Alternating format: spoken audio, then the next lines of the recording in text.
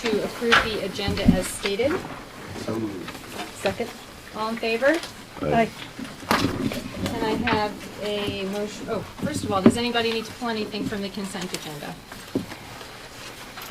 Okay, can I have a motion to approve the consent agenda? So moved? Second. All in favor? Aye. Thank you very much.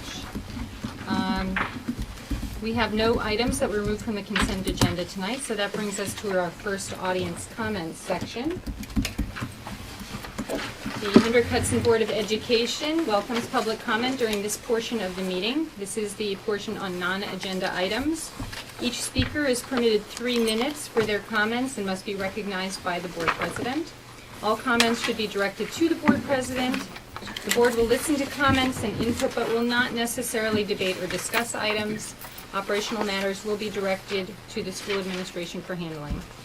The board is not permitted to address personnel or individual student matters in open session, and we might limit repetitive comments in order to give time for others wishing to speak.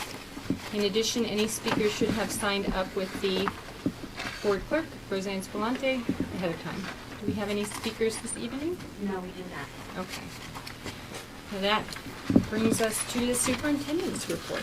I'm going to move a little quicker just because we have a number of presentations tonight and they may be lengthy, but the one document that we added to superintendent's report is the draft of the school calendar for next year, and the board has that in front of them. Margaret leads a district-wide committee with folks from different unions and associations to make sure that we're meeting all the needs of our calendar in terms of contractual obligations and holidays and those sort of things. This is our annual time to adopt the calendar because we've now finally heard from the state education department or the college board in terms of testing. So we try to create a calendar that works for everyone while at the same time try to be consistent within our BOCES region. So I'll let Margaret just walk us through this draft document. If you wish, you can, of course, approve it tonight, or we can approve it in 2 weeks when we meet on the 26th. But I'll let Margaret talk about some of the dates and how we arrived here. So a fairly straightforward calendar this year. Passover once again aligns with the Christian holidays in springtime, which always makes that easier. This is the parent version, the one that gets out to the public. The one we keep internally documents all of our internal meetings as well, so it's massively color-coded, but I think we're ready to go with that. We had one HHEA meeting change that I made the other day per Marie Manor. One thing that's not on here, just so that the board knows, is the teachers come back on the 2nd and the 3rd of September.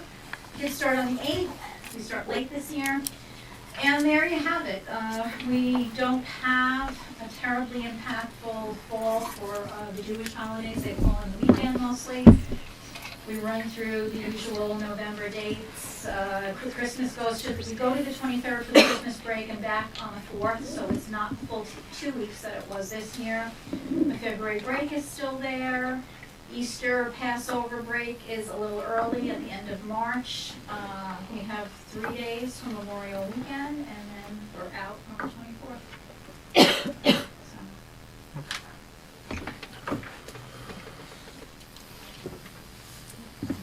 Any questions or comments about the calendar?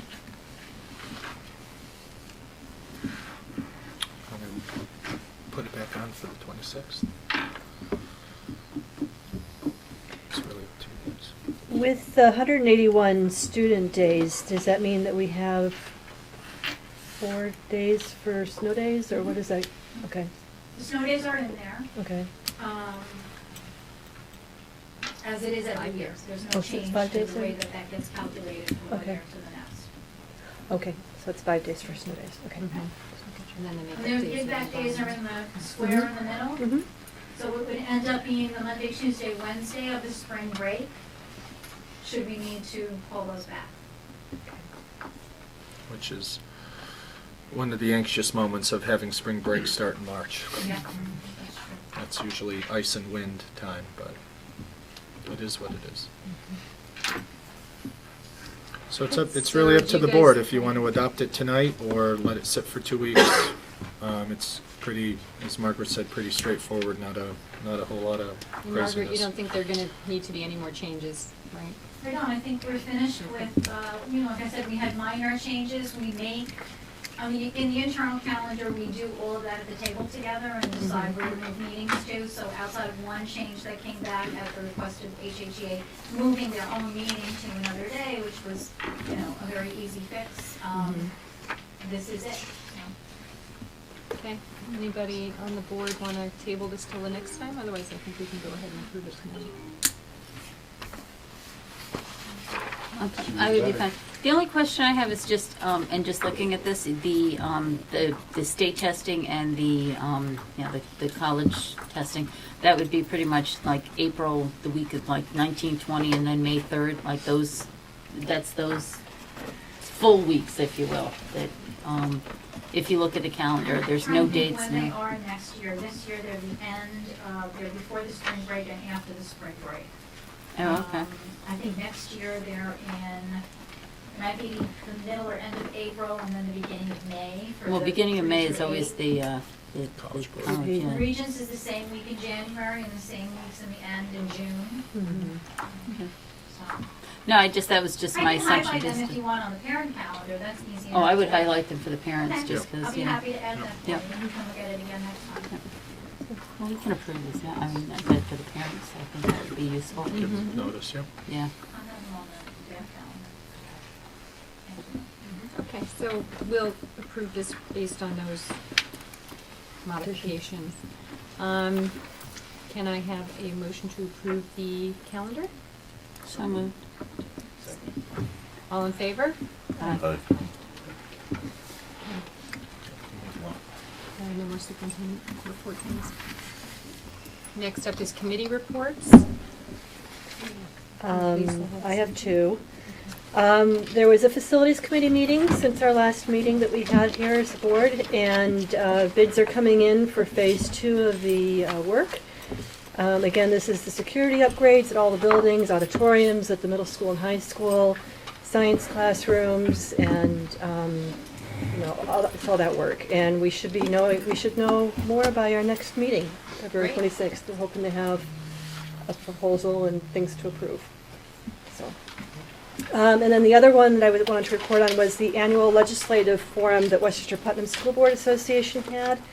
This is an opportunity for school board members to meet with legislators in our community. And most of ours were actually at the Indian Point Task Force meeting that night, but they sent representatives. And I mostly went just to get a feel for what was going on in Westchester Putnam School Boards, other places in our community.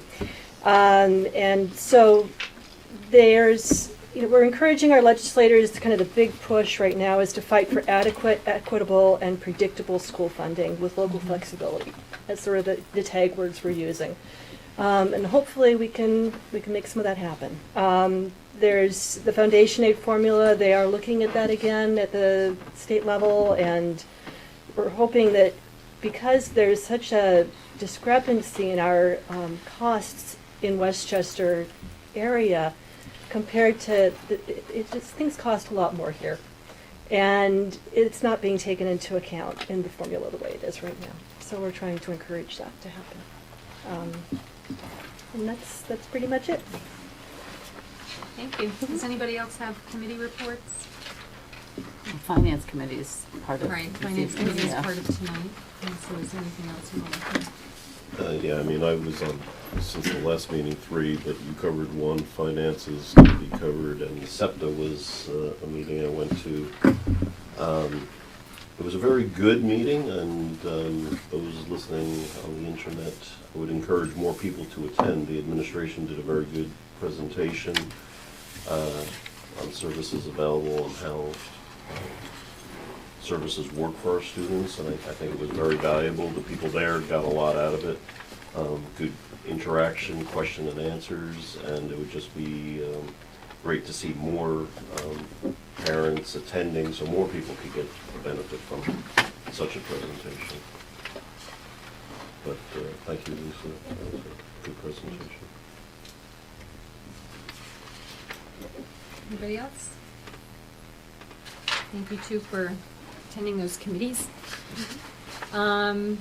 That brings us to our presentations and discussion. Are we going in order, or? Yeah, we'll go in order. Okay. So we're changing the layout of our meetings to have our presenters come up to the podium and be near the screen. It's a little better for the audience and especially for the video. So, and the presenter. So for those of you who don't know John McCarthy, John has worked in our region for many, many years. Most recently retired from the Putnam Northern Westchester BOCES as assistant superintendent. And the board has worked with John in many different capacities over many, many different years. And he and his colleague, Dr. Lynn Allen, has worked with the board on our annual retreat process for many years. And what we're going to talk about tonight is the culmination of a couple summers that the board has spent as a team, going through team building exercises, but also identifying priorities for the district. And those priorities certainly changed or were amended when Indian Point announced their closure just over 3 years ago. This board has been proactive, they've been detailed, they've been thorough, have had to have some very difficult conversations, and I think over the next number of years we'll have some very difficult decisions, but what we're going to talk about tonight is a process in which to make some of those decisions. So I'll turn it over to John, and we're going to toss it back and forth a little bit. Well, first I want to thank the board and the administration for allowing me this opportunity to participate in this initiative. I just want to welcome the staff here. There's a number of people that I recognize. And, Joe had mentioned that I retired. I actually used to serve as the principal at the high school, but I retired at the age of 35. Just to point that out. But I do know a couple of people, and it's hard to believe it was over 20 years ago that I was here as the high school principal. So I'm going to go through, I think there's 36 slides. On this, and I'm going to try and get through this relatively quickly. I want to have the opportunity for the board to be engaged and the administrators to be engaged here. So this first slide is a little dreary looking, right? It's kind of like a black and white kind of picture here. And I know there's some young people in here, but if many of you remember The Wizard of Oz, right? The movie The Wizard of Oz. And when I was a young kid, I was terrified of The Wizard of Oz, right? And as I got older, I started to recognize that in The Wizard of Oz, there was a lot of good messages that came out of it. But if you remember in the beginning, it was in black and white. There's a lot of stories behind that, whether because color came in after the movie was started. But my interpretation of that, it was black and white because at that point in the movie, it was a dark place. There was a lot of tough things going on. You know, the weather was bad, Dorothy was lost, and all that kind of stuff. And then ultimately, it went on to Oz, right? There was a colorful piece to it, right? So in that movie, right, the goal was to find their path to get to Emerald City, right, and get there. And that's going to be the key here, right? So you're going to have to find your path to get you through this process. So in a couple of minutes, you're going to see some nice, colorful slides, but I want to make sure this is working because it wasn't. There you go. So one of the things I would like to do is just go back a little bit in history, right? So the first thing is obviously the closing of Indian Point has got to be one of the district's biggest challenges that they've ever faced, right? So when I was here 20 years ago, there was always the discussion about potentially closing, but now we know that it's actually going to be happening, right? And I do want to recognize and commend the board, the administration, the staff, and the school community because you've taken it head on, right? You know what's happening, and we've got to take some steps to make sure that we get us to where we want to be at the end of the path here. So, let's take a moment to look at the mission statement of the district. So what I'd like you to do is just take a moment, reflect on this, and then I'm going to ask the board to just point out a couple of key phrases or key words in this mission statement that resonate with you. Read through it.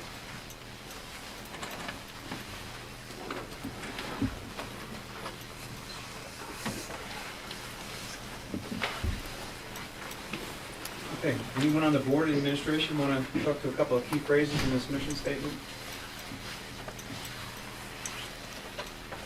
This is the interactive part. I can point out a bunch of them here, but this is very well written, probably done a number of years ago, but definitely well written. So, someone? I really like the diverse, effective instructional strategies and resources. I think that really speaks to me as far as what we're trying to do with providing a diverse way of instructing children at all different levels, and and having a variety of resources and strategies to help those kids succeed. I like the fully engaged, supportive community. I think it's really important for anyone's education. You have to have community behind it. That's a good point, because this process, we're really going to try and engage the entire school community, for sure. Anyone else want to? Rigorous articulated curriculum. But it's not gonna change. I think that's the key, is what we're hoping to do is have none of this change with Indian Point. I mean, this is what we were 5 years ago and 10 years ago, but we're hoping, and yes, we've evolved and probably become more diverse and changed some of the, you know, maybe the emphasis, if you will, on certain things, but I think that needs to stay the same. We need all of these things after Indian Point too, so it can't change. We need to use this. So you obviously read my notes that I hand Oh. wrote in here. No. But as we move forward All in these this years process- together, John. Yeah, there you go. As we move forward in this process, though, this is what's going to have to guide you when you're making your decisions, right? So a lot of hard work went into writing this document, and if you believe in it, and this is the mission of the district, regardless of the decision that's made, this has got to be what guides you as you move forward, okay? So we're going to go back in, there you go, back in history a little bit, right? So back, as Joe mentioned before, I've been working with the board for a number of years, but this is the actual PowerPoint presentation cover from back in 2018. One of the things that we did during that summertime is we read the book Our Iceberg is Melting. And if you're not familiar with the book, it's basically about, obviously a fictitious story about penguins that are on this iceberg, and beneath the surface there's a lot of cracks going on, right? And on the top everything looks great, but underneath it's really not that good. So they had to go and start to make some changes, right? They had to decide what they were going to do. They had to have people buy into it, and then they actually had to send people out to start looking for alternate possibilities than that iceberg before it actually became a problem.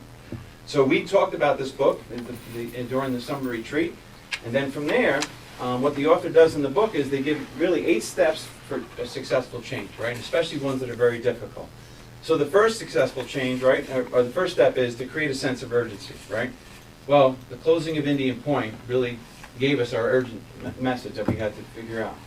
So with that, what we had to decide with the board is, what do people know about if Indian Point closes down? What is it going to do to our district, and what's it going to do to this community, right? So I know there was a lot of concern about people moving out of town, people's houses going off the market, not being able to sell their homes, enrollment dropping, skyrocketing taxes. These were all the things that the board started to wrestle with as they knew that Indian Point was closing down. So we didn't really need to create a sense of urgency. So what we did was we recognized, and if anyone's been a part of the SWAT process, I know some of the board members are, right? But based on the Indian Point closing, what are some of the strengths, weaknesses, opportunities, and threats that could be potentially impacting this district, right? So real easily, we can point out the weaknesses and the threats. But one of the things I need to commend the board and the administration on is they really spent a lot of time figuring out what were some of the strengths with Indian Point closing down, which almost sounds counterintuitive, right? And what are some of the opportunities that happen as a result of Indian Point closing down, right? So it was a lot of hard work, but, you know, again, finding weaknesses and threats, they were there. We knew that, right? But finding some strengths and opportunities was really important. So from there, the board developed an action plan. And I just wanted you guys to just review this for a couple of minutes. I'm not going to read all the bullets to you, but you should have it in front of you. Just let's look at the action plan that was developed in 2018 and 19, all right? Based off of the strengths, the weaknesses, the opportunities, and the perceived threats that were coming to the district's way.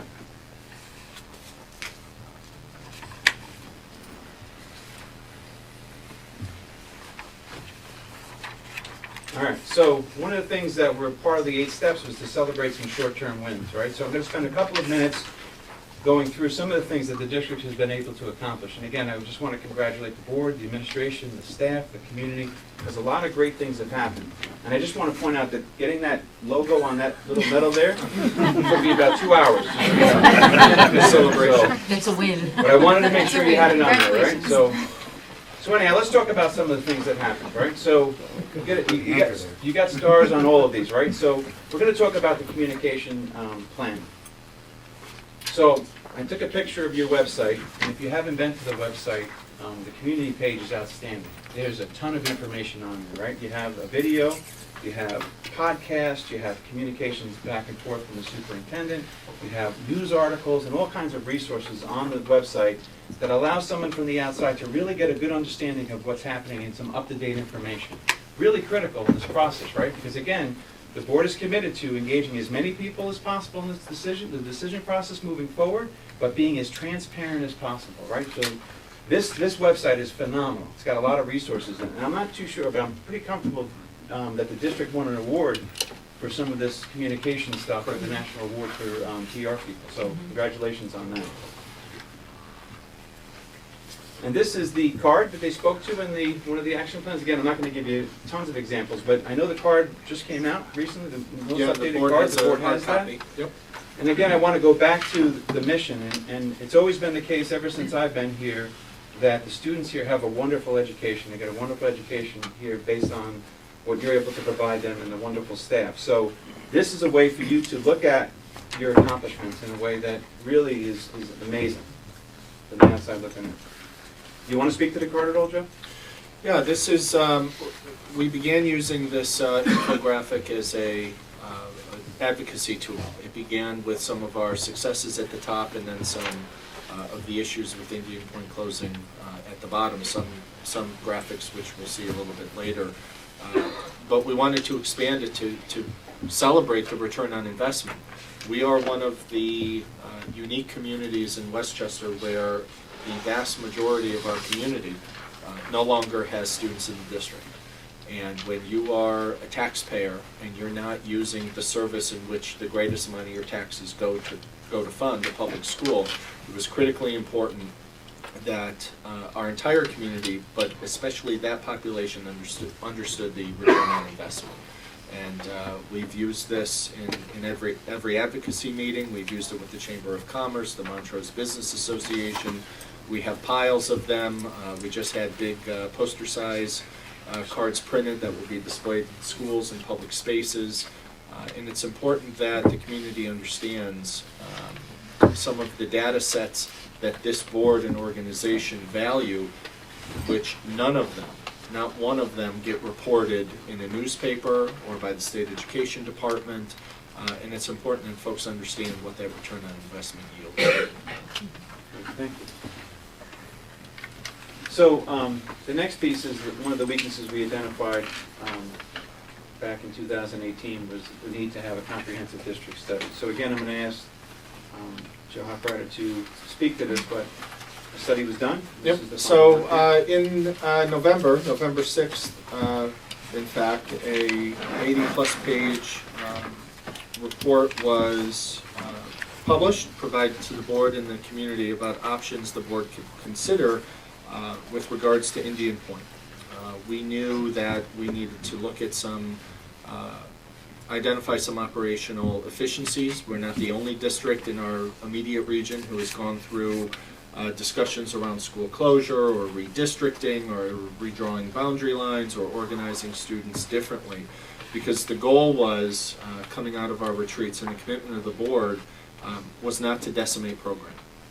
Because it's our programs that make our district desirable and a destination. So the idea was, can we organize students differently to find efficiencies of scale so that while students may be going to a different school or may be on a bus a little bit longer or bell times may shift, the integrity of our programs remain intact. There were 5 recommendations that came out of the study. One of the 5 was to do nothing, was to just leave things the way they are, because we've always done it that way and really haven't challenged that organization. But there were 4 other recommendations, 2 of which included closing the school. And for many, many reasons, which we don't need to get into again tonight, but the board deliberated over the course of 2 meetings back in January on why closing the school would be a very short-sighted and short-term decision. We don't have to look far to find neighboring or regional districts who have closed the school to try to achieve short-term gains, and I would suggest that they're perhaps regretting those decisions now. So the board decided to eliminate options which recommended closing the school, which lead us to keep our schools, or 3 elementary schools, organized the way they are, or to explore a grade level center, which is basically a Princeton plan. Okay, thank you. All right, so again, since the very beginning, the board and the administration has committed to making sure that we maintain high-quality programs and services here in the district. So just to reemphasize that point, This is an email that went out to the parents on December 6, 2019 from Mr. Hochreiter.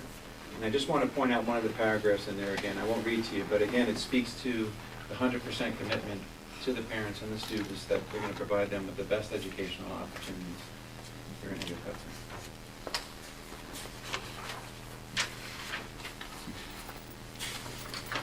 All right, so the last piece here is talking about one of the threats back when this first started was not really understanding what the ramifications were for the funding and the closing of Indian Point, and what does that mean to the school district, but financially, what is it going to mean, and the need for advocacy. So again, I'm going to ask Mr. Hochreiter to just speak to this next two slides here real quick. This is a slide that we have shared ad nauseum.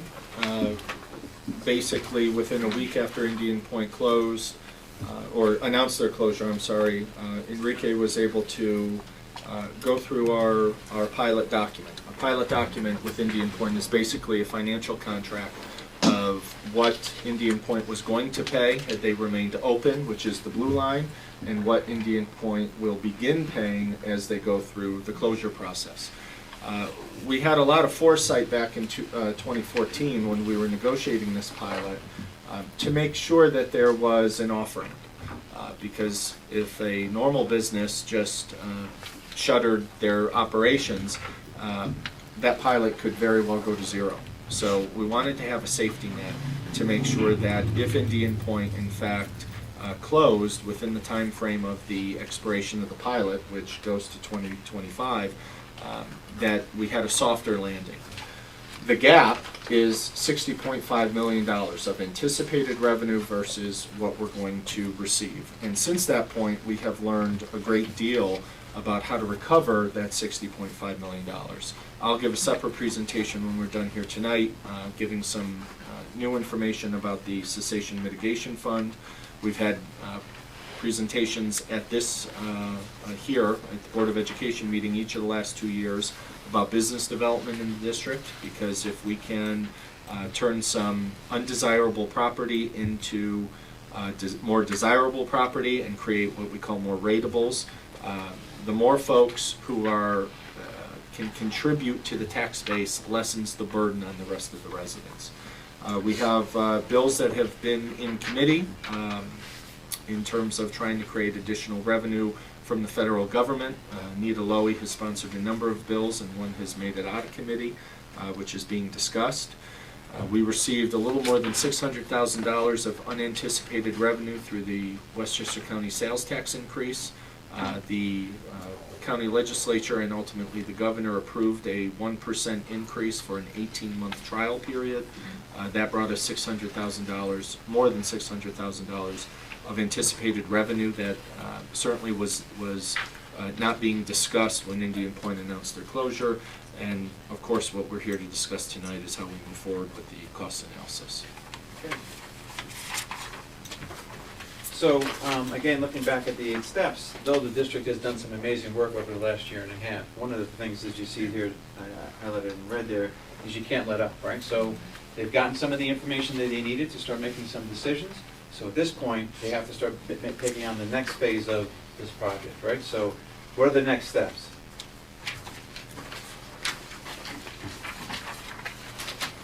All right, so basically what we're going to do is we're going to repeat this process, right? We're going to look at what's the urgent thing that we're dealing with right now, and then how we're going to get to the point where we've made some decisions and see our visions coming through. So we already know the closing of Indian Point. We have the significant increase to the school taxes over the next couple of years. But the real critical issue, again, is how do we maintain the quality programs that we have here based on these fiscal constraints that they're facing, right? All right, so again, the board wants this to be an inclusive process. So they're going to pull together the guiding team. And the guiding team is going to be made up of the different groups represented here. So Mr. Hochreiter just spoke about this, right? So these are the 2 options that the board has accepted to take on. One is looking at the Princeton plan, or the other one is looking at status quo. And I have that asterisk in there because obviously if we just keep the schools in the same way that they are, there are going to have to be some hard looks at the staffing and the programs that we offer in order to make sure that we can meet our budget of the district. So the how? going to have, again, I don't want to do too much, I'll be talking about the Community World Cafes and the Stakeholder Committee meetings in a little bit. But again, there's going to be a lot of stuff going on over the next couple of months to try to come to the decision. One of the keys, again, a lot of repeating here, but the ability to participate. We definitely want people to feel comfortable sharing ideas. We're going to collect a lot of data and information. And then obviously once we decide on a plan, we're going to have to start doing some future program planning, and that's going to take some work. And I don't want to read everything to you, but again, important during this process is for people to feel valued and recognized, because there's going to be a lot of hard work going on. So we want to make sure we keep that in mind. And again, we don't want to let up. We've got to be persistent. People have to stay involved. You can't be floating in and out of meetings, right?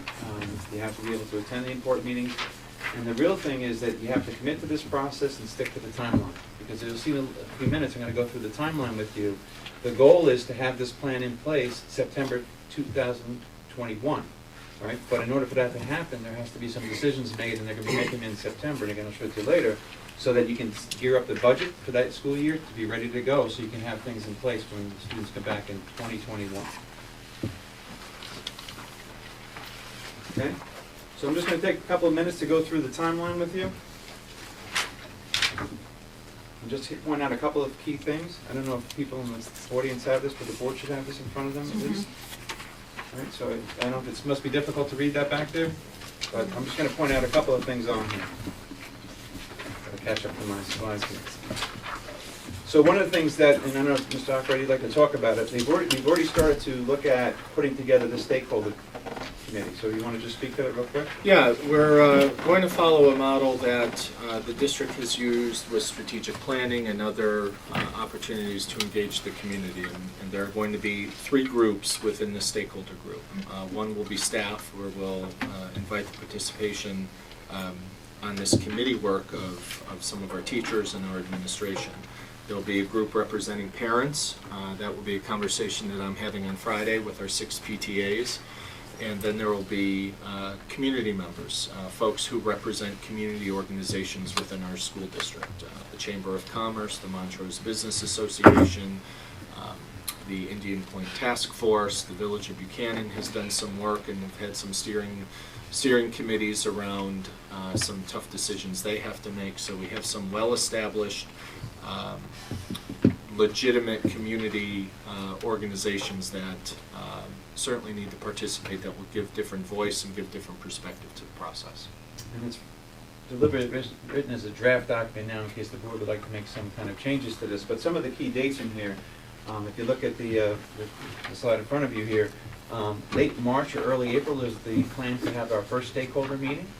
It'll be probably an all-day event, just to really go through the stakeholders, what they're going to be doing, their charge.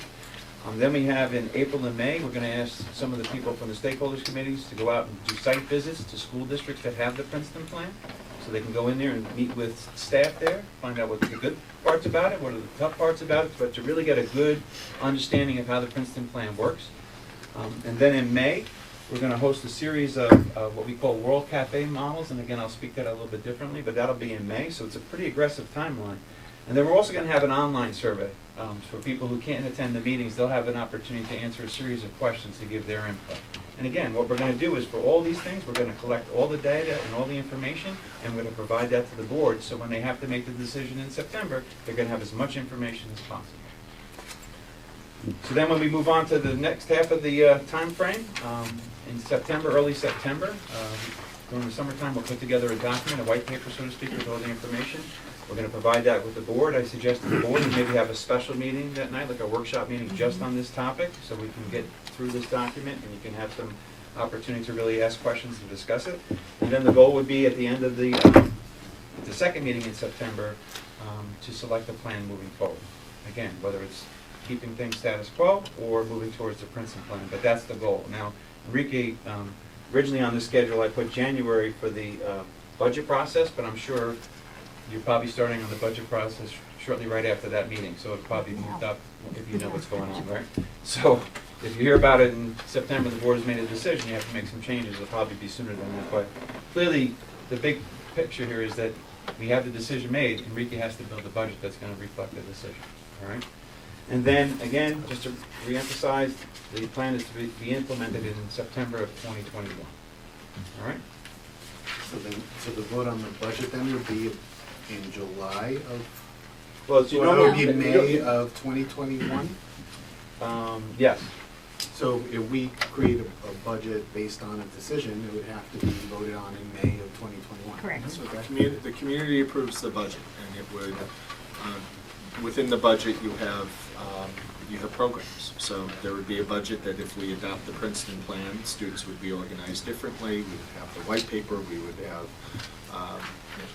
perhaps new programs that we didn't think of because the students are organized differently. If we decide not to adopt the Princeton plan, there would be a different program budget in terms of what staffing would look like or opportunities. So how does that fit in, because I would assume that's a key date that we need to have in here. Well, it's built in through our budget process. So Right. by making a decision as early as September, we usually start our budget process in January when we receive information from the state. We can, with this information, if we believe the savings are significant enough, we can begin that process in September on the budget end, and then we can actually begin the implementation of identifying what school will house which grade levels, how we're going to move people, how we're going to identify who teaches where, and then ultimately that will lead to a budget that will have a tax calculation which the public will vote on in May.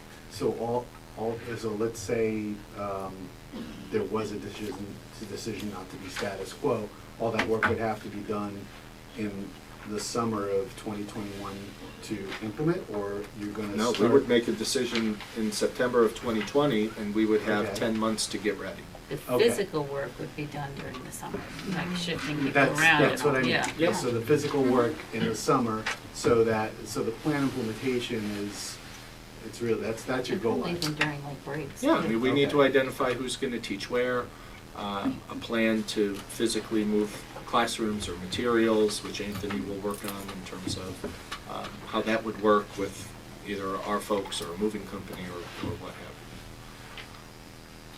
you. Okay. Are you good? Okay, great. So we talked about the district stakeholder committee, and this is the membership on the left-hand side, and on the right-hand side is some of the things that that committee is going to be charged with. A couple of key things in here. We really want them to understand the issue and study the problems and the different things that are facing the district, because that's important as they start going out and maybe doing site visits, or as they start to provide some feedback in smaller groups of the stakeholder committee. It's important that they really truly understand what the issue is. So you can envision the first meeting, a lot of time in the beginning is going to be laying out all the different issues facing the district, the financial issues and the future issues that could be potentially hitting the district. The other thing is, because it's a committee of different groups, what we want them to be is well-versed to be able to go back to their constituents and explain exactly what's going on. Again, we're not trying to hide anything. Everything's got to be transparent, right? So if you're representing one of these groups, if you're an administrator, and not all the administrators can make the meeting, it's the job of those administrators to go back and share with their group what's happening, get some feedback from them. Same with the staff members, same with community members and parents, right? So I would imagine that there would be report backs to PTA meetings, for example, from those people who are on the stakeholder committee. Critical piece to this, right? Now, the World Café model, and I'm sure there's some staff members who've been a part of this, we've used this many times, very successful, right? So if you had a meeting with 40 people and you asked everybody to give their opinion, a lot of times, a couple of people monopolize the conversation. Sometimes people are afraid to speak in front of a large group. So what we do is we break them into small groups. We ask 3 or 4 essential questions, and that's one of the things we'll be working on with the stakeholder committee, is to come up with those questions. And then what happens is someone sits there and literally records everything that's said, right? And that information then gets put into notes that are going to be shared with the board. After the first question, people get up and disperse into different tables again, so they're not always with the same people, so they hear different points of view. The person who stays at the table and who's the anchor taking the notes will explain to the group when they come to the table for question number 2 what the first group said. So it gives them like a little feedback on what they said, and then some people say, hey, well, my table talked about this a little bit. And then we go on to the next question, all right? And then they get up again, move on. And if it's done right, you could be at 3 different tables and be with totally different people each time, right? So it's an important piece of this, because really, again, we want to hear from everybody, right? And some people are less comfortable in a large setting like this, as I am. So, less comfortable. So, how is the final decision going to be made? We spoke to this a little bit, but again, the board is going to receive a lot of data and feedback, some of it which is going to be coming from the committees that we spoke about in the different meetings, but also some of the stuff that the district has to provide to them, right? So obviously Enrique is going to be responsible for a lot of this with the financial impact on our district, but I know that there's already a look at the transportation study, so as we looked at the Princeton plan as a possible model, there's going to be some implications to the transportation. So, route runs, do we need more buses, more drivers? All that stuff is going to be provided to the board, so they can make an informed decision on the financial side of it. And then also, obviously, they want to make sure that the educational side of it is strong as well. So the feedback from the committee on their site visits, if the Princeton plan is what people are leaning towards or not, that's going to be valuable. So that's going to happen in early September, and then at the second meeting in September, they would choose the plan and direction to move forward. Make sense? All right, at this point, if the board has any questions, comments? I have one more question. So what about contingency planning? So, we can plan a lot of great things, but, it's very rare that a plan goes exactly as planned. So in the event, let's say the budget doesn't pass, what is our contingency plan? If we're not getting the realization that we thought we were going to get based on the original analysis, what's the contingency plan? That's why we're going to make that decision by September. Okay. Because if the numbers, and I don't want to just talk about numbers, if the feedback from this group and in concert with some of the cost savings estimates are not, if the return is not there, then we would have all academic year of starting in September 20 to say, okay, what now? What alternatives are there? So contingent planning is, I think of, and probably Enrique thinks of, a contingent budget that basically the state comes and takes over your expenses as well as some of your revenues. But that will be a decision by moving this up to September of 2020. If we choose not to move forward with the Princeton plan for any number of reasons, we'll have next year to decide, okay, how are we going to, what other opportunities are there to tighten the belt? My concern is more along, what we're getting is a cost estimate. So it's someone who's got expertise in this, who's objective, who could very well be wrong. And we find out, let's say in the first year, that we're not realizing the expense savings that we thought we were going to get. Are we stuck? Do we have a contingency plan? Do we just keep going with it?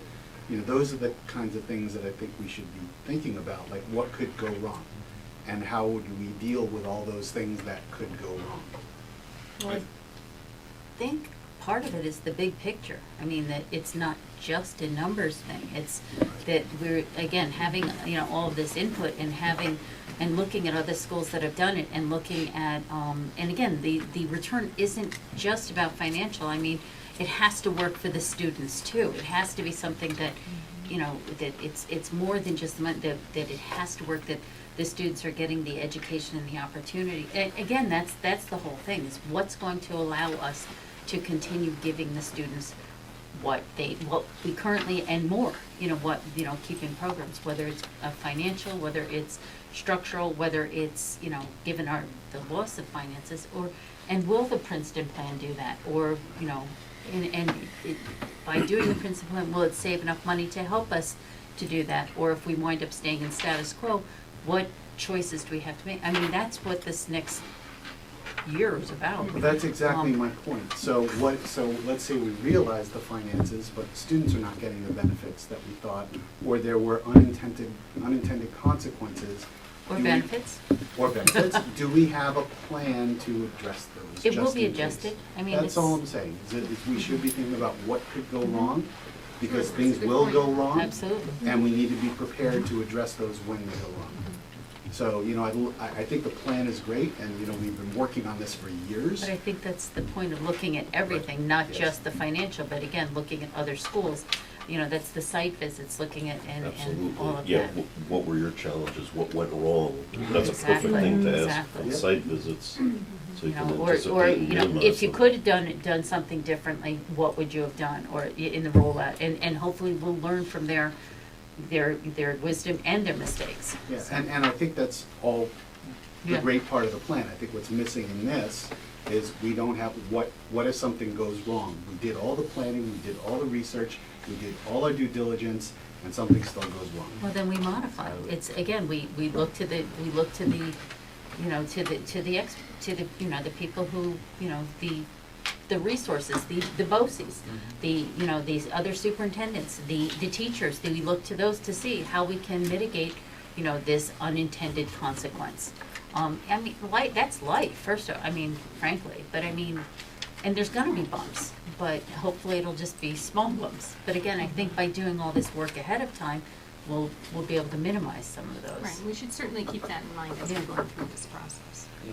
And going back to that silly Wizard of Oz reference, right, you know, it wasn't a clear path, right, to get to Animal City, right? There's a lot of things that happened along that way that made it difficult. And you can imagine it's gonna be the same thing regardless of the decision that you make, right? So if you make a decision to move to the Princeton plan or not, you're gonna make some changes. And in the first couple of years, you're gonna have to morph yourself to correct those changes, right? Well, if Dorothy had a gas mask and a fire retardant suit, she would have gotten there much faster. There you go. Right? So, you know, you think about what could go wrong, you know, be prepared. That's all I'm saying, is that let's think Former about Boy things. Scout here.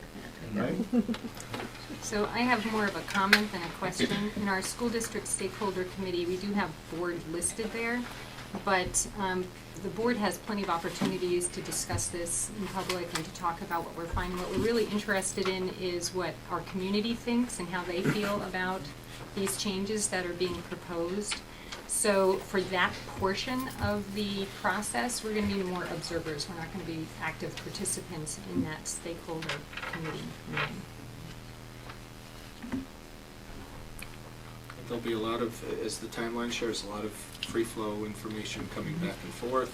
There'll be many updates at PTA meetings, which board members have adopted a school and attend, so there'll be plenly of opportunities to The World Café receive model will updates. be Yeah. an opportunity for board members to participate in a more direct way if they so choose. And then I think June 3rd, there'll be an opportunity for us to come back and share some of the results from all the different meetings that happened, and then we'll have the summer to write up the white paper. Any other questions, comments? Okay, thank you. Again, thank you for Thank this you very much. opportunity.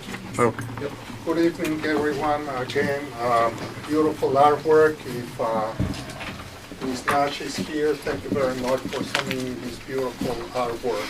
Kansas. Today we're going to talk budget update and Indian Point update. On the budget update, all good news. TRS finally came with an employee contribution rate of 9.53% compared to 10.25%.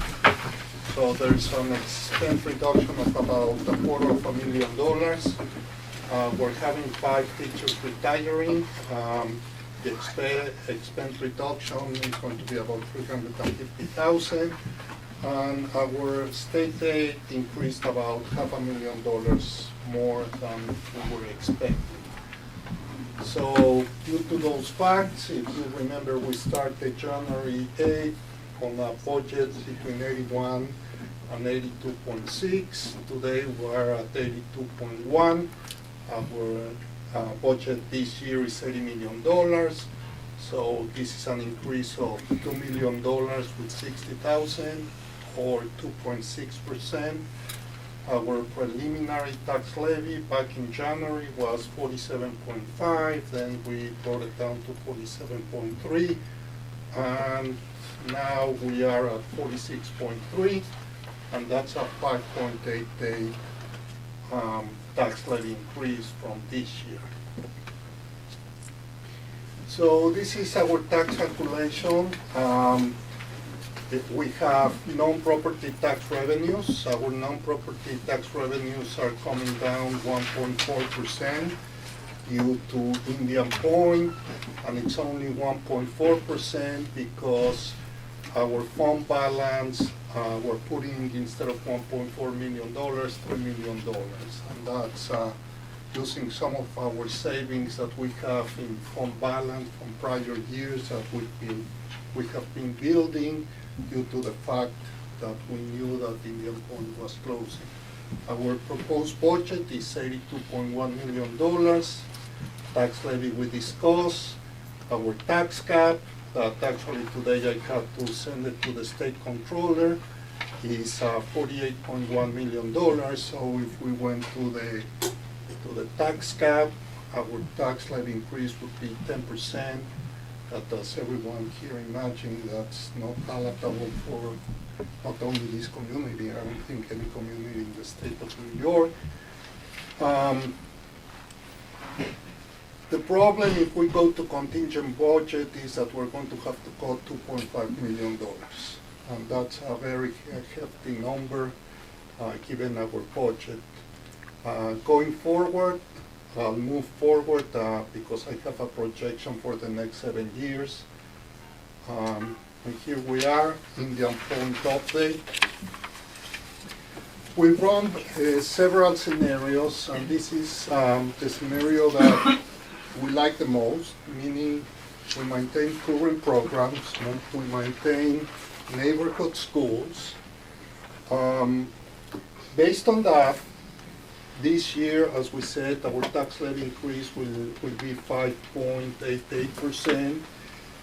I just went through the year 27-28 because that's when the cessation fund ends. So if we go through the years where we have cessation fund, I'm expecting in 28-29 to go back to our regular 2% increase, like everyone else, or when we already made all the money that we lost from Indian Point. Here I did a Town of Portland average school tax and Peekskill average school tax. So today, a person who has assessed value of 7,700, which is the average in both Peekskill and Town of Portland. The resident in Town of Portland is paying $7,920, and the resident of Peekskill is paying $3,669, including the increases because we all have increases in health insurance, in absolutely everything. Our residents with the same assessed value will be paying $13,845 or $6,414 for the people in Peekskill. That it's approximately about 60% increase, including all the increases that we need to have on a yearly basis. So this is basically where we stand going forward. As you can see, our increases go from 5.8% up to 9.3%.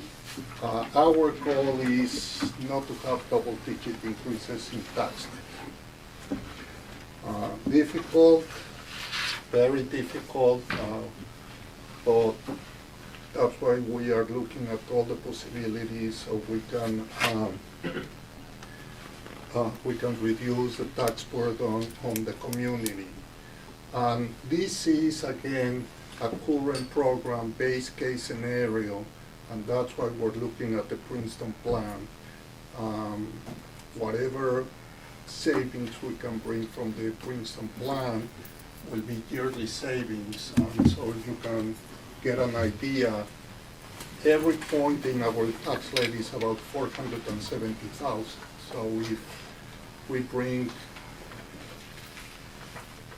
$1 million in savings from Princeton plan, just to say a number, that doesn't mean that that's the number that we're looking.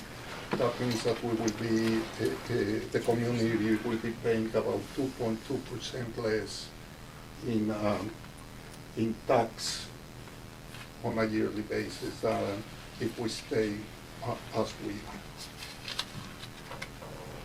Any questions? Yes, Enrique, you had mentioned that the cessation fund was done in 27-28. Could you explain why there's no cessation fund funding on the revenue side for the 3 years before that. Could you just explain that? I can do that in my next one. Okay, Could you Yeah. cover that? Yeah, I'll cover that. any other questions? Thank you. Thank you. So, good timing with Bill's question. So, there are 3 years here that we're estimating cessation funds. 8.4 million in the 21-22 school year, 12.7 in the 22-23, and another 12.7 in the 23-24 school year. And it's important to underscore what the cessation fund is. Cessation fund dollars is a funding stream from New York State that replaces tax loss. It's not special money, it's not a grant, it doesn't have rules or strings attached. You can't use it for certain programs or others. It is to replace and to lessen the burden on the taxpayer so that you don't have huge spikes in property tax increases all of a sudden. The reason that right now there's only 3 years of cessation fund being budgeted, Bill, is because that's all that's in the fund right now in New York State. And so we can't budget for 8 years of cessation fund when the fund will expire at the end of the 2024 school year because of the current balance in it. And I'll talk about that. I'll talk about that right now. So I've talked a lot about the cessation fund over the last number of years. When we began this process with Indian Point closing, we did not know that this fund even existed, and when we learned about it, it certainly improved our scenario and our outlook. But it's also important to underscore that the cessation fund is not to replace every single tax dollar. It is not a one-to-one replacement. It's to lessen the burden. It's to level the amount of increases to make up for lost revenue, or in this case, lost tax revenue. So it never was intended to be a one-to-one replacement. The slides I have here are not mine. They're from members of the New York State government that presented 2 Thursdays ago at our Indian Point Closure Task Force meeting. So these are cut and paste. And if you want more information and actually want to hear the presentation, it's about 30 minutes long. The video is on the Town of Cortland website, and I recommend you fast forward to the 1 hour and 19-minute mark, which is where this presentation starts. So a quick overview. The cessation fund started in 2015. It's to provide tax relief to taxing authorities. School district, village, town, anyone who collects a tax is eligible to receive cessation fund money because of a power plant's closure. It's any power plant. It's a wind farm, it's a gas plant, it's a coal plant. In our case, it's a nuclear power plant. We receive money up to 7 years, and you start with eligibility at a 20% loss. So you have to have a 20% loss in order to qualify for the funds. We certainly experience a 20% loss, which is in the second year of the Indian Point's closure. So our first receiving cessation fund would come in our 21-22 school year. And each year, your allotment goes down by 10%. So you start at 80% of the cut, and then you receive 70%, 60%, and that's a calculated way to make sure that school districts or taxing jurisdictions are tightening the belt and controlling expenses, or gradually increasing property taxes to make up for that gap. The mitigation fund is administered by the New York State ESD, New York State Development, with a whole lot of help from the Public Service Department, Division of Taxation and Finance. So, we will be eligible after the facility is fully shut down in April of 21. Indian Point is organized basically as three power plants on one campus. There's IP1, IP2, IP3. IP1 was shut down many, many years ago. So they have 2 active reactors right now that are producing energy. IP2 will shut down at the end of April this year. IP3 will shut down at the end of April of 2021, rendering the plant basically closed. No more power is being generated. So, as I said before, you have to have a tax loss of greater than 20%. And in total, right now, and Bill, this gets a little more specific to your question, the state authorized up to $69 million in the cessation fund. $27 million has been paid out because there are other communities in New York State, specifically a community a little south of Buffalo, who is receiving cessation fund payments, including that school district, that village, the town, as well as that particular county. So right now, do the quick math, there's a balance in that account.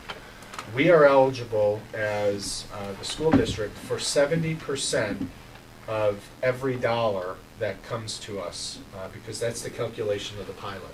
All right, so we basically collect 70% of all taxes to run our school district.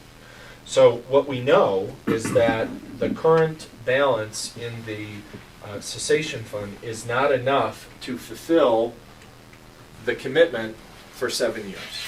So it essentially expires. So what happens then? That was the conversation 2 Thursdays ago. So the state is putting an amendment together to actually change how the cessation fund is funded. How does money get into that account so school districts, towns, and villages like us can receive that revenue stream to offset the burden on taxpayers? So this is going to get really detailed, and I'm going to try not to get detailed because this is, I don't work in energy, nor do I have any sort of expertise in this. But the state, or the Energy Planning Board, has created clean energy goals for New York State, one of the most aggressive of all 50 states. They have the authority to amend the state's energy plan to account for funding the cessation fund. So, in short, New York State has adopted a very aggressive clean energy and greenhouse gas reduction. I'm not going to get into this because, again, you can watch the video to talk about renewables and clean energy and all those good things. Basically, the state has an aggressive push to go clean and to reduce greenhouse gases, which means, like the state participated in closing Indian Point before the pilot was up, the state has also indicated, based on this, they're going to pursue active plant closures across New York State that are not clean and that are producing greenhouse gases. So what that means is that the demand on the cessation fund is only going to grow, that there are more communities from now until 2050 are going to be eligible for cessation funds. So what they have decided to do is to amend their plan to say, how are we going to create a better streamline of revenue into the cessation fund? Right now, and over the past 4 years, or I guess 5, going back to 2015, the only way money made its way into the cessation fund was part of the annual budget negotiation, where the Assembly may or may not have made a budget request. The Senate may or may not have made the budget request, and then ultimately the governor or the executive may or may not have approved it. Since Indian Point announced their closure, more than $34 million has been added to the cessation fund, because at that time they knew with great specificity how much cessation fund money would need to come to the district, the town, the village, and the county. But what they realized is that the mechanism of adding money to the cessation fund should not be political. All right, and it was. We had a big press release in March of 2018. Then Senator Murphy championed increasing the cessation fund by $24 million. We did a press release at Buchanan for Plank, and that $24 million was a very big get, but that was negotiated, which means the cessation fund got $24 million, and $24 million didn't go to other programs in New York State. So what this group is doing, what the Energy Planning Board is trying to do, is to create a guaranteed permanent mechanism of funding that takes politics and the annual negotiation out of it. And how they plan to do that is basically to engage the power companies in a very similar format that Indian Point has a decommissioning fund.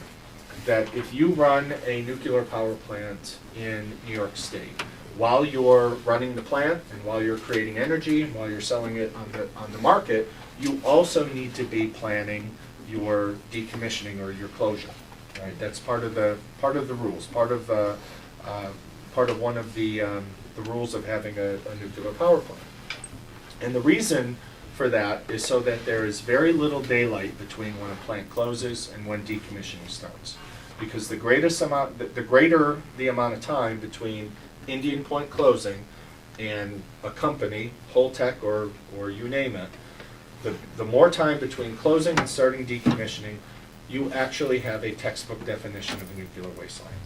You have spent nuclear fuel on property that is decaying, that is not being actively decommissioned or taken apart. And the way decommissioning works, the best analogy I can give is it's basically taking bricks and mortar of the nuclear reactors, taking it down brick by brick or like Legos.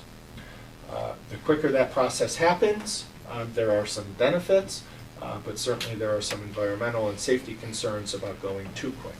But what the Energy Plan Amendment is suggesting is that the onus of contributing to the cessation fund should come from those companies and not an annual budget negotiation. And so it creates a permanent structure where the Energy Planning Board has a really good idea of what plants are offline, what plants are going to be offline, and how much money, cessation fund money, do they qualify for, and make those adjustments with the existing power companies so that they pay into that fund like a decommissioning fund. So the money is there, so all the money is there when the communities need it, all right, as opposed to right now. Exactly what Enrique said. What we know right now is if we fast forward to 2022, we'll only have 3 years of cessation fund dollars, which total around 34 million. What we're eligible for is north of 65 million. So it's in our interest to make sure that the Energy Planning Board finds a different mechanism of funding the cessation fund so that we can get all $65 million and not just the 34 that's already in the bank. So how do you do that? And again, this is part of their presentation. They have a public comment period, which is here. You can register your comments at energyplan.ny.gov. There'll be a couple meetings, one in the city in early March and one in 2 weeks in Albany. And then the planning board will convene as soon as early spring to say, okay, what are the comments? What have we heard and what adjustments do we want to make? So there are 3 public comment opportunities with regards to Indian Point.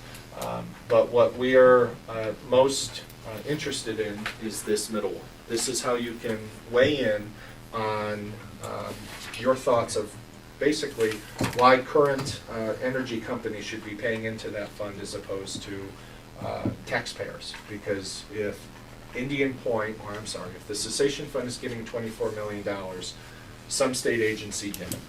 And the lawmakers met with this group and said this is not a good way of doing business. It actually pits lawmakers against each other, it pits part of the state against each other, because Westchester legislators are demanding more money for the cessation fund for an issue that affects basically a 5 mile radius, right? The taxing jurisdictions.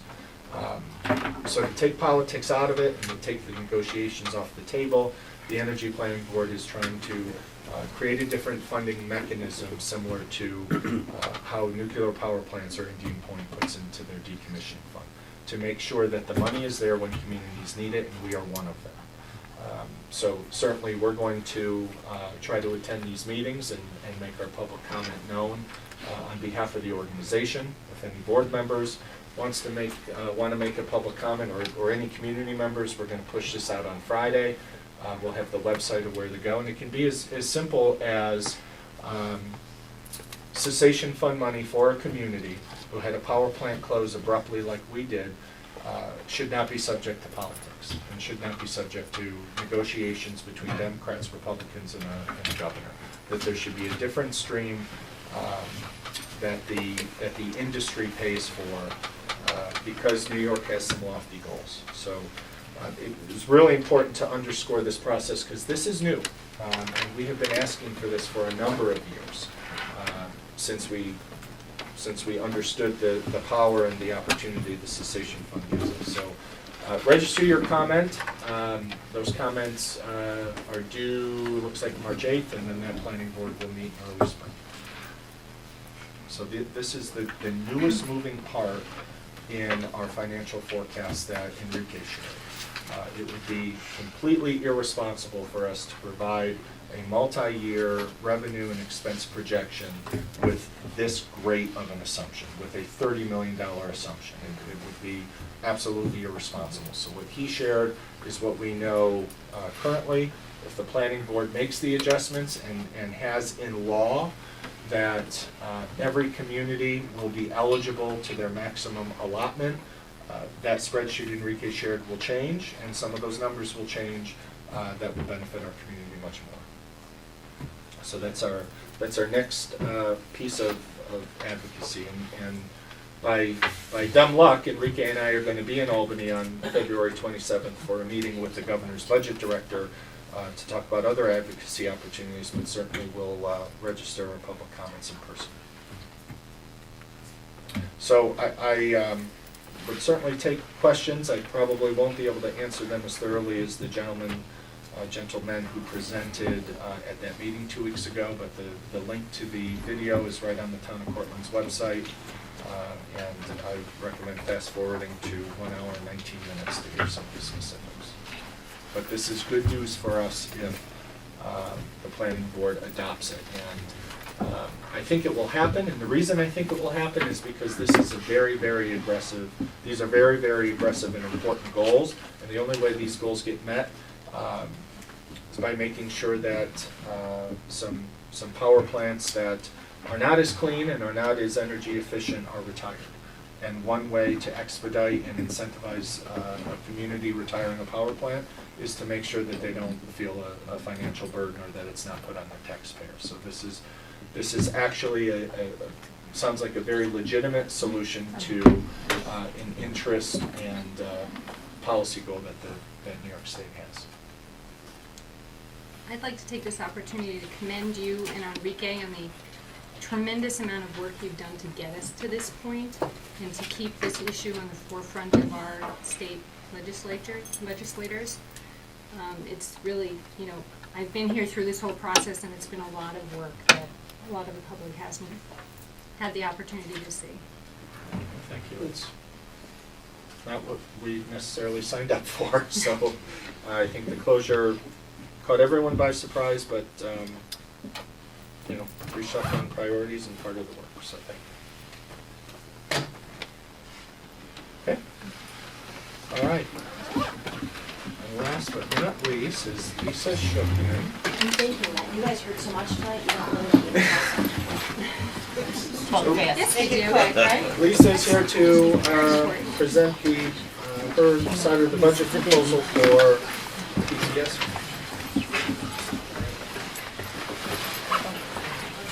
Hi, thank you. I'm just going to get right into it. So when we talk about our students in out-of-district placements, we've seen a reduction in the students. So we went from 18 to 16 over the last 2 years.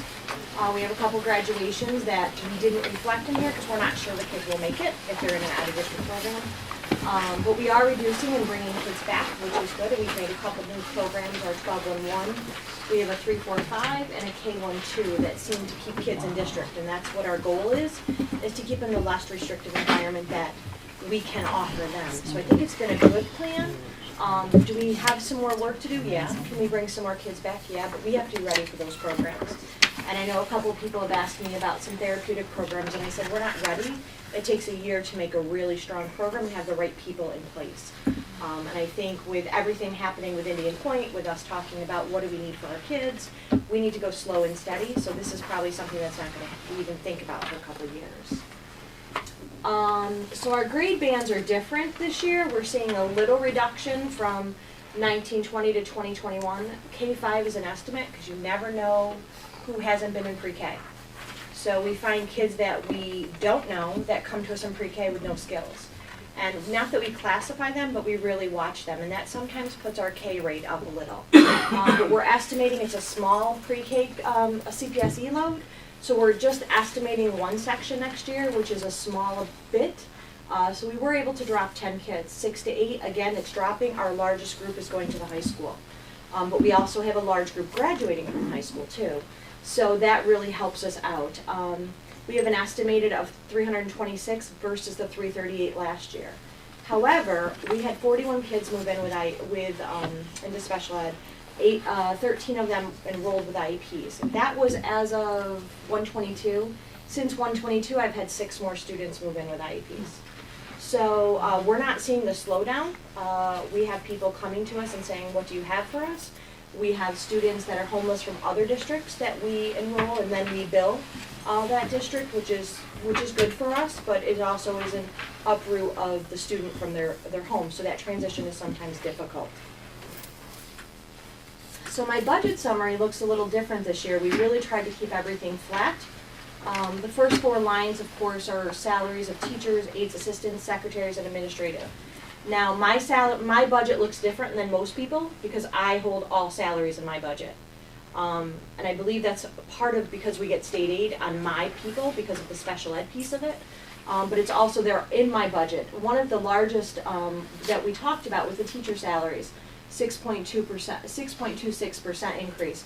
That's because budget to budget in 1920, we had to hire another 1.5 teachers based on the kids that moved in. We had a large 4th grade expand. Like, it came out of nowhere. We didn't even expect it. And in that, we had to hire another half-time teacher. Then we had to hire a teacher here. So it's all based on student needs, but it's the needs of the IEP. So those are things that I can't always plan for. I try to have an extra person in my budget, whether I need them or not. And if we don't fill it, great. That's a little bit of money back to the district. However, sometimes we do have to cushion that a little bit because we do have families move in. Especially when they move in at the end of August. Like, all of a sudden we're scrambling because we have 12 kids in that class now. We can't add any more kids. We need to either write a variance. You can't start the school with a variance. So there's a lot of indicators that go with that. Most of my codes, the rest of them, have all stayed 0. And some have actually dropped with contractual expenditures and other tuition to public schools. We do have a student graduating, so that drops $80,000 right there. The increases at BOCES is an overall 2%. That's a hard thing not to adjust. We have students that we cannot serve here at school that they need those specialized programs. They could be wheelchair bound, they could be multiply disabled, that we don't have a program for. And there also comes with our related services, it comes all the services that they need, OT, PT, speech.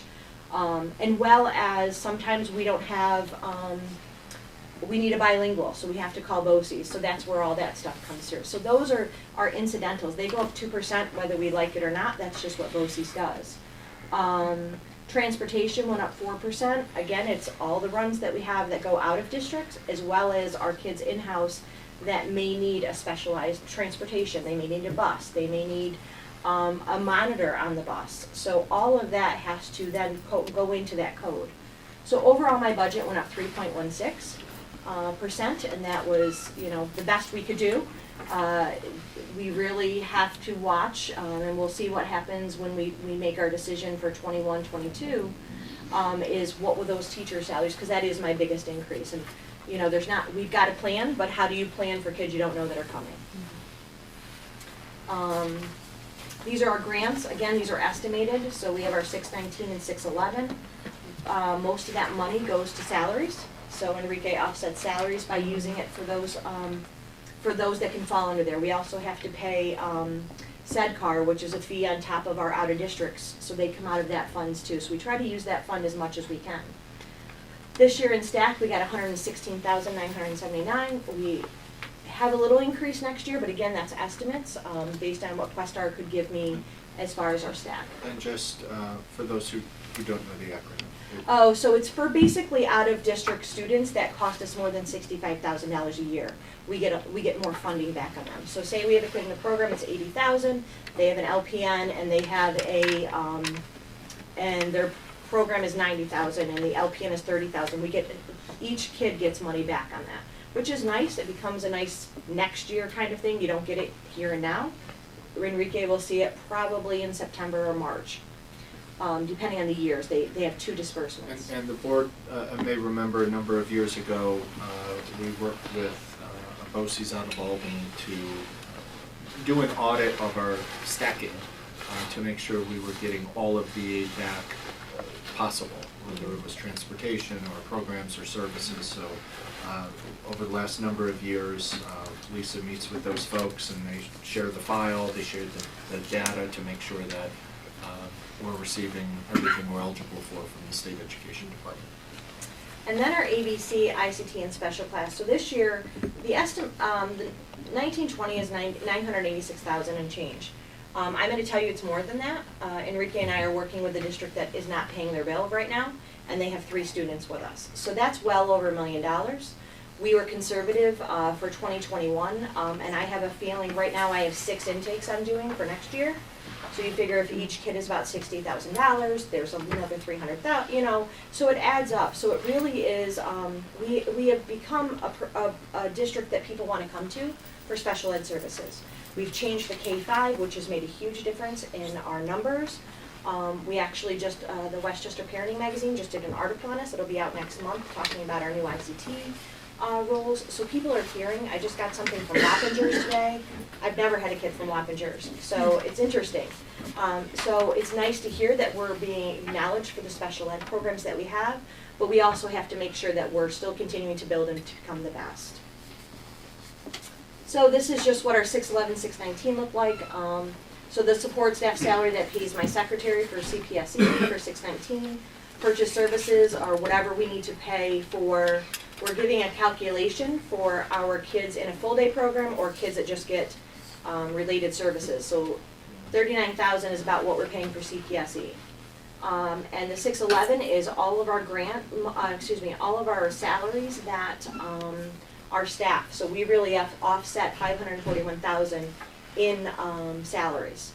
We do purchase service, so that might be it might be a person from Carbone coming in, it might be a professional development, it might be something that we need for a classroom that we could get out of the grant so we don't have to tap the budget for it. And I just estimate that we will probably be about the same. I think this year we went up about $2,000. We didn't go up a lot. So those are 2 great sources for funding special ed, so we're really appreciative of it, but it does cover quite a few salaries. So we really are talking about a lot of different initiatives. The elementary, they came a couple weeks ago, talked about executive functioning. That's up and running in the elementaries. We are actually doing, and I know it's further down, Margaret and I have teamed up together yet again to bring executive functioning training here because it's not impacting just special ed kids. It impacts all kids and maybe some adults. That we have trouble with those executive functioning and getting to where we need to be. I know sometimes I feel that way. But we're actually going to host the training here, which was much cheaper, and do a lot of programming within the schools. John Owens and I met today to talk about how we could implement it in the middle school, what would it look like, what would it sound like, who would do it. The high school already has a class. I think there's 25 kids enrolled in that class, and more are added as the semesters go. So that's great. Blue Mountain Middle School, we have brought in GNR for ICT training. So our consultant teacher model really needed a lot of work. We haven't put a lot of money into the middle school. This year we put a lot of money into the middle school. So on top of doing this, I'm helping them fund some special ed classrooms so they're flexible. So we have better teaching stations. We can do some parallel teaching. We can do some station teaching. So John has really put a lot of effort into that, and so has the whole middle school faculty. They've been amazing. Every teacher was trained that is a content area teacher was trained. And next year, we'll have some coaching brought into the school district just to continue all of that work. High school, again, we had the executive functioning. Next year, our older sailor kids, 18 to 21, we're gonna, 19 to 21, we're gonna have what we call ETP. It's through OPWDD. I'm giving you a lot of acronyms. So it's the Employment Training Program through the Office of People with Developmental Disabilities.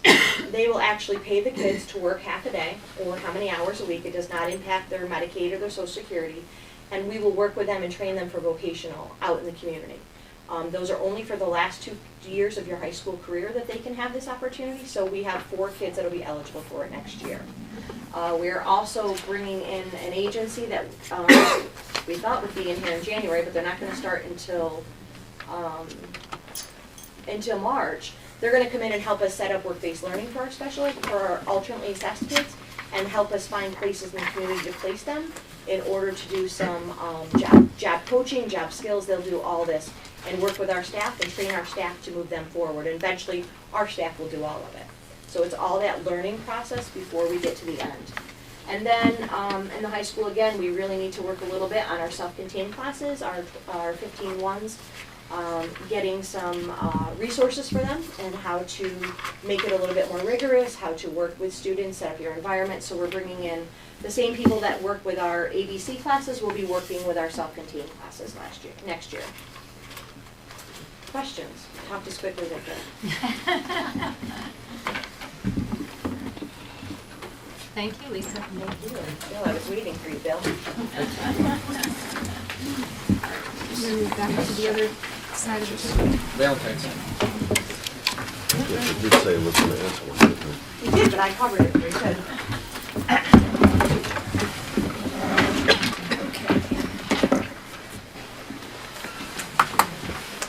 All right, so that is the end of our presentations and discussions for this evening. Our next thing on the agenda would be our audience comments on hearing from the public on our agenda items.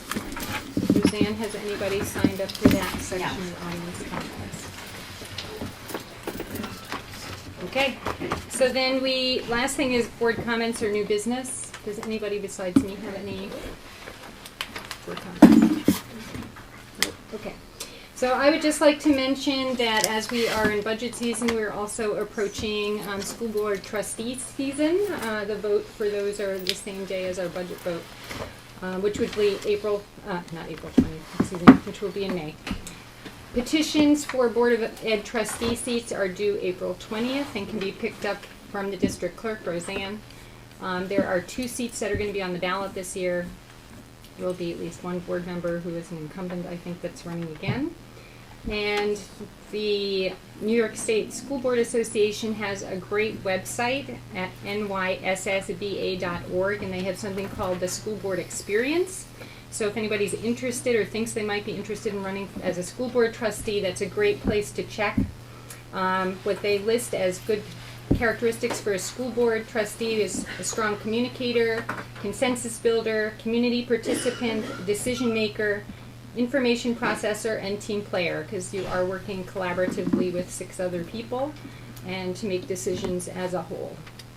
And I'm sure any one of us here on the board would be happy to speak to any community member who's interested in running for a seat on the board.